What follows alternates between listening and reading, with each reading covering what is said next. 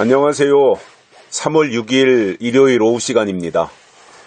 오늘은 동영상으로 할 수 있는 현장 사정이 안 되기 때문에 mp3로 녹음을 하고 있습니다. mp3에 녹음한 것을 유튜브에 편집을 해가지고 올릴 예정입니다. 오늘 제가 말씀드리려고 하는 것은 사전투표 부정선거에 대한 내용입니다. 그야말로 우려했던 것이 현실로 온 것이죠. 우려가 현실이 된 거지요. 있을 수 없는 일입니다. 경제 12대국이라고 하는 대한민국에서 부정투표, 부정선거가 발생한다고 하는 것은 있을 수 없는 일입니다. 재작년에 국회의원 선거 때도 부정선거 논란이 계속 있었고 전국에서 세 군데인가 네 군데에 대한 그 재검표가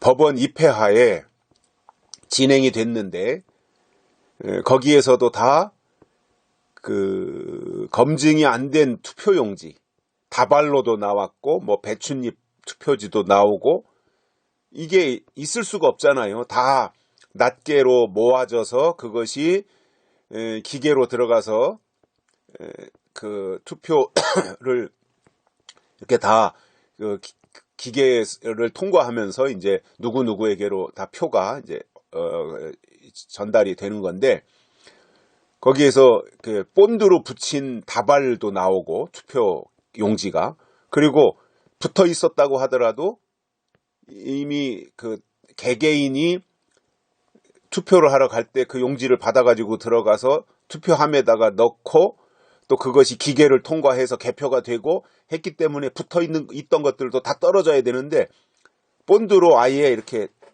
붙여버린 다발까지 나오고 했다 그러잖아요. 그래서 이번에도 그 사전선거에 대한 의혹을 많이 제기하는 사람들도 있었어요.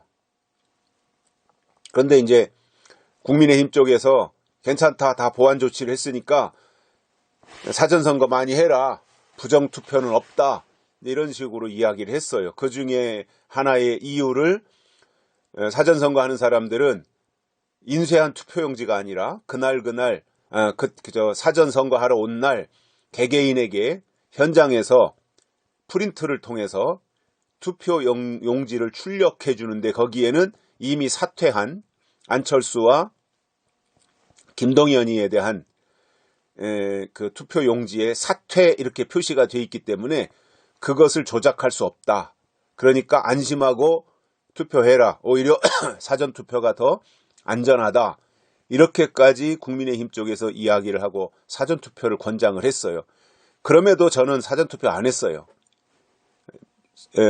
믿을 수가 없고 저놈들은 무슨 짓을 할지 모르는 사람들이기 때문에 주변에 있는 사람들에게도 사전투표 되도록이면 본투표해라. 저는 그렇게 이야기를 했었는데 사전투표에서 저렇게 또 문제가 터졌잖아요. 물론 선관위는 절대 부정에 대한 소지가 없다. 이렇게 말은 하지만 그 말을 어떻게 믿어요?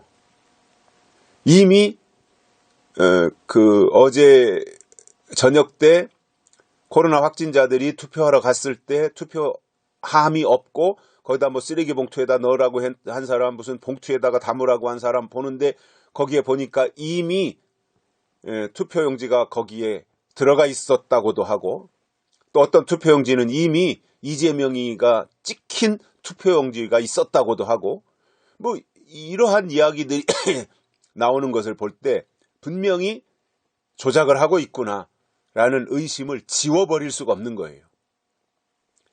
이 사람들이 뭐 수단 방법 가리지 않고 그거 안 하려고 했겠어요?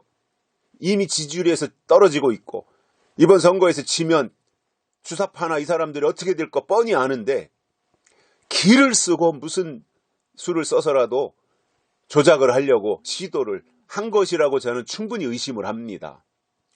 저는 이 선거나 이런 것에서도 우파와 좌파를 이렇게 보면 우파는요, 그래도 법을 지키면서 최대한으로 국민의 지지를 받으려고 하는 게 있어요.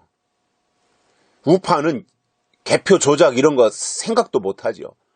그런데 이 좌파, 특히 주사파 쪽 좌파는 불법을 해서라도 투표 조작을 하고 그렇게 해서라도 이기려고 하는 사람들이에요. 정말 있어서는 안 될 일이죠. 민주주의의 꽃이라고 하는 선거에서 투표를 조작한다? 이거는요, 정말 있을 수 없는 일입니다. 이건. 외국에서 외신들이 이걸 다 보도할 텐데 대한민국을 어떻게 생각하겠어요? 저는 이거 선거관리위원회도 해체해야 된다고 봐요. 아니 맨날 투표 때마다 이런 식으로 조작을 하고 있는데 선거관리위원회가 왜 필요해요?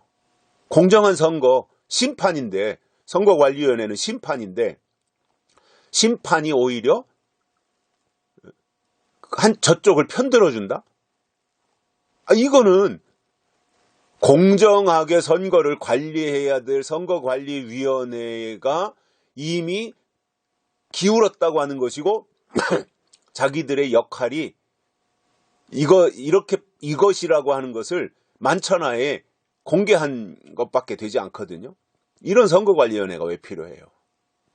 그래서 저는 빨리 정권을 교체해가지고 헌법재판소도 손봐야 되고 선거관리위원회도 손봐야 된다고 봅니다. 물론 뭐 검찰이나 법원이나 이런 데도 부분적으로 해야 될 일들이 있겠지만 선거관리위원회하고 헌법재판소는 반드시 손봐야 된다고 봐요. 그 사람들은 가장 공정해야 될 사람들이에요.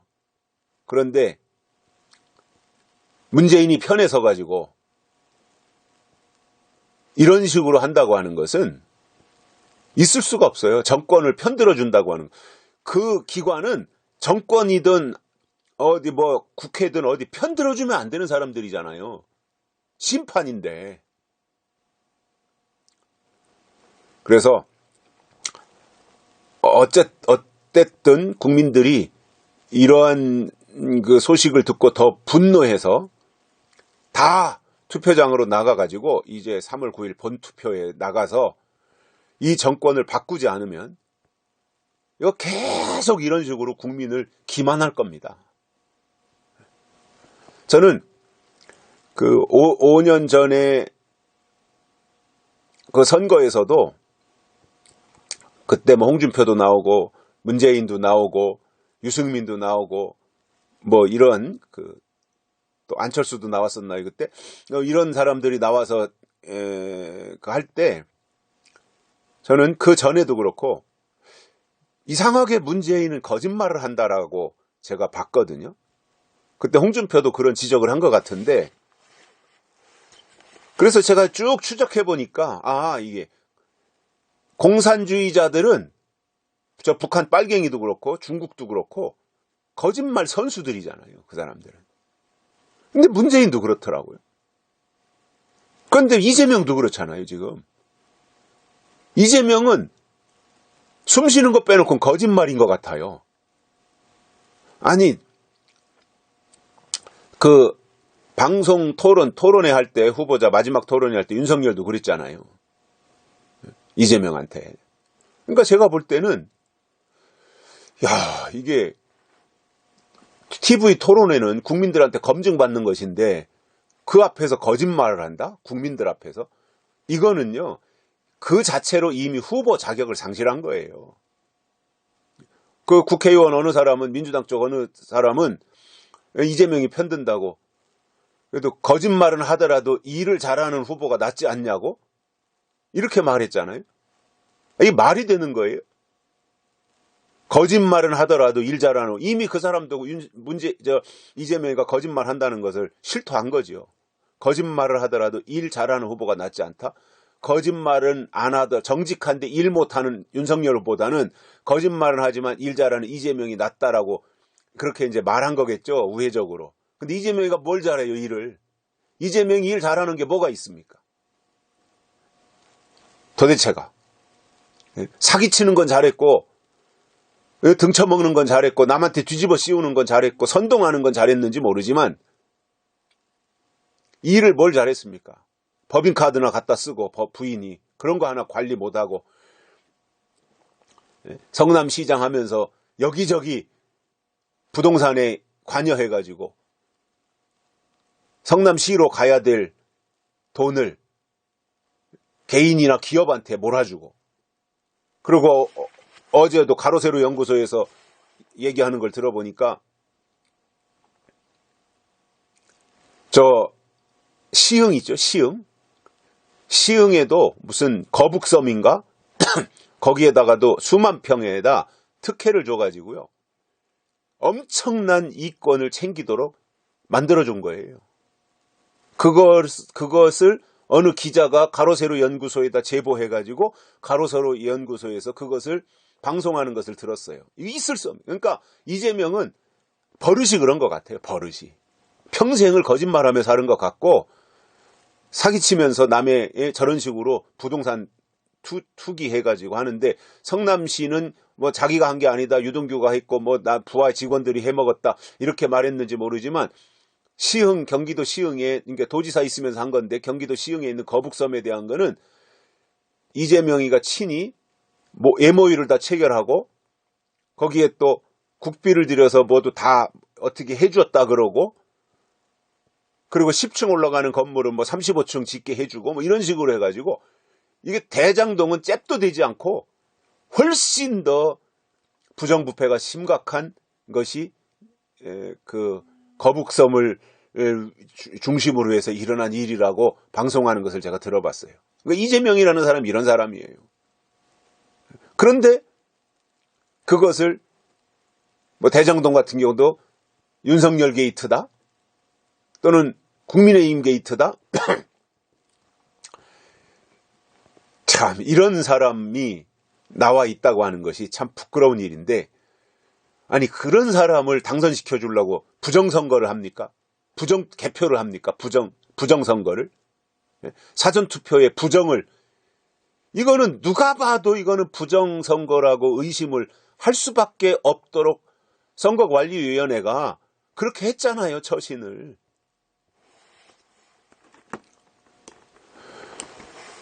이게 선거에서는요, 부정을 저지르면 안 됩니다. 이건 심판받는 자리인데 자기네가, 문재인이가 또는 민주당이 그리고 주사파가 5년 동안 한 결과에 대해서 국민들로부터 심판을 받는 거잖아요. 그러면 정직하게 해서 심판을 받아야지, 심판을 매수해가지고 심판을 받으면 그게 심판입니까? 그러려고 돈을 꼬불쳐 놓나요? 혹시나? 돈을 숨겨놨다가 그렇게 매수할 때 그 돈을 쓰는 건가요? 그런 의심도 들어요. 그렇지 않고는 정치인들이 월급도 많이 받고 판공비도 있고, 그런데 아니 왜 1,000억씩 뭐 몇백억씩 그렇게 부동산에 관여해가지고 이권을 챙기는지 모르겠어요. 그렇게 생각할 수밖에 없잖아요. 지금 이재명 씨가 한 일들을 보면 국민들이 납득이 안 가잖아요. 납득이. 무슨 말을 해도 납득이 안 가잖아요. 그런데 얼굴색 하나 안 변하고 뻔뻔하게 윤석열 게이트라고 뒤집어 씌우는 이러한 사람의 뇌 구조는 어떤지 참으로, 형을 정신병원에 가두고 그 주변에 있는 김사랑 씨인가 이런 사람들을 정신병에 가두고 하는 이게 문제가 아니라 이재명이가 정신병원에 가야 될 것 같아요.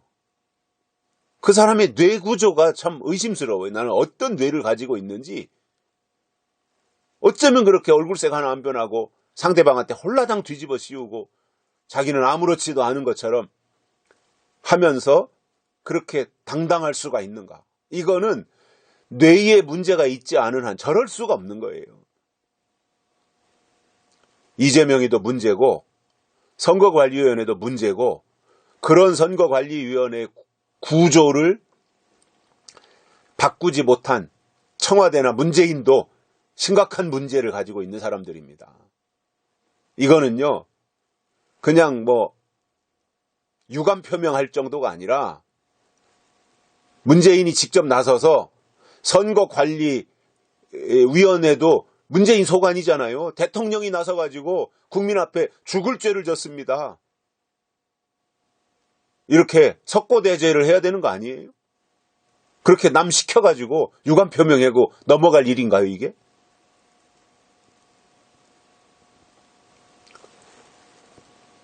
사전선거에 이런 식으로 부정선거라는 의혹을 가질 수밖에 없도록 일을 한 선거관리위원회 책임을 져야 되고요. 법적인 책임입니다. 법적인 책임.